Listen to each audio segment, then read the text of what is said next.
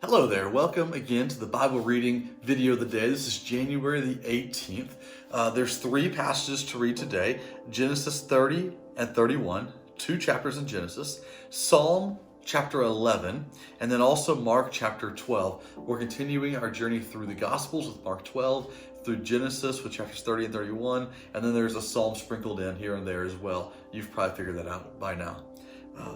As we're reading through the Old Testament together, and that's what I'm trying to spend time talking about, themes that we find in the Old Testament, I realized that yesterday we talked about relationships, about not manipulating to get a feeling or manipulating to get a result or an emotion that we want.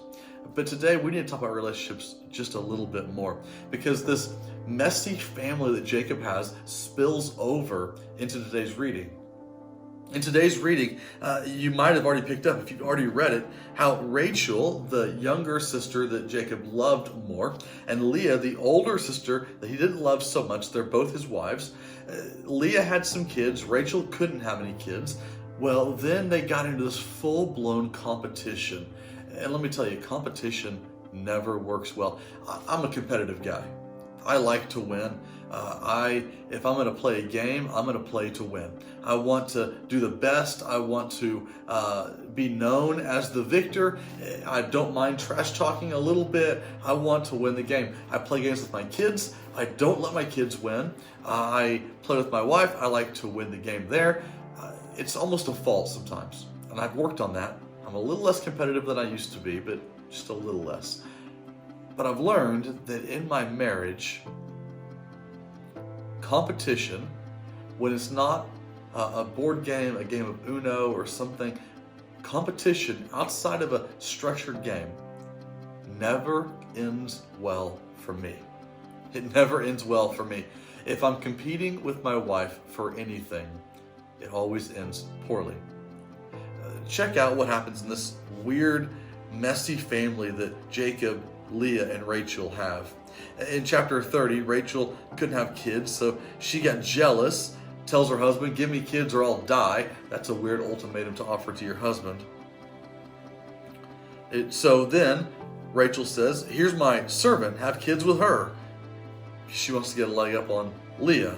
So there's some kids that happen there, and then Leah saw that she wasn't having kids and Rachel's servant was, and so Leah looks around and gets her servant and says, "Have children with my servant." And so there's another servant. So now there's four ladies in this weird, messy little thing going on here.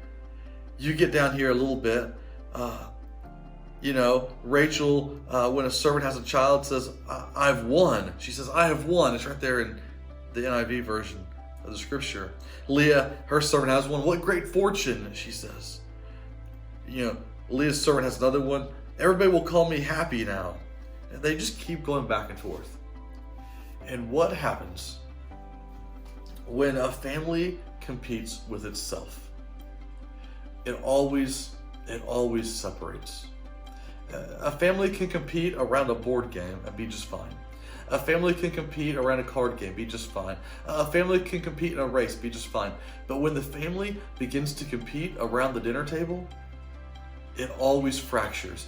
When a family begins to compete around the family room, it always falls apart. When a family begins to compete for the affections of anybody in the family or anybody else, it always blows up in their face.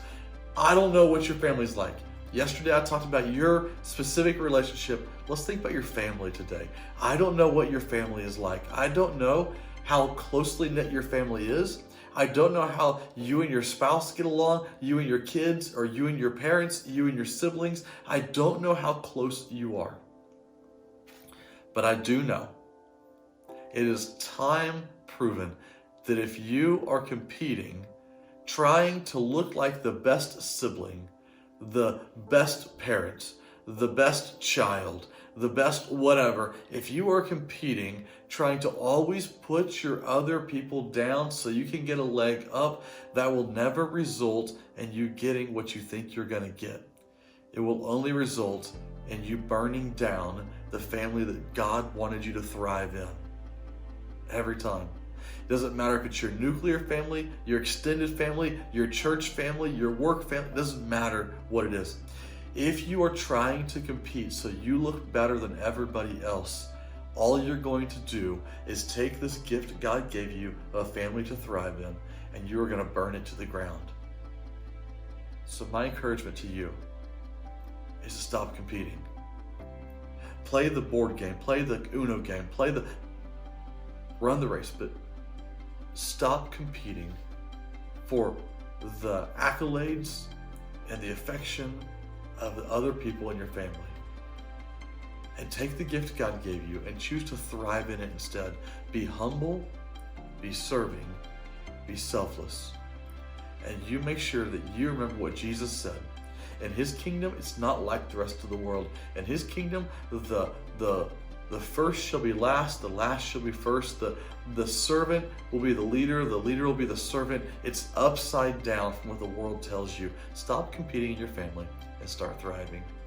I hope God will deliver your family incredible days ahead as you come back closer than ever before and you learn to serve each other instead of strike each other down. I'm praying that for you today, and I hope you'll join me again tomorrow for another little bit of Bible reading. Until I see you again, you are sent.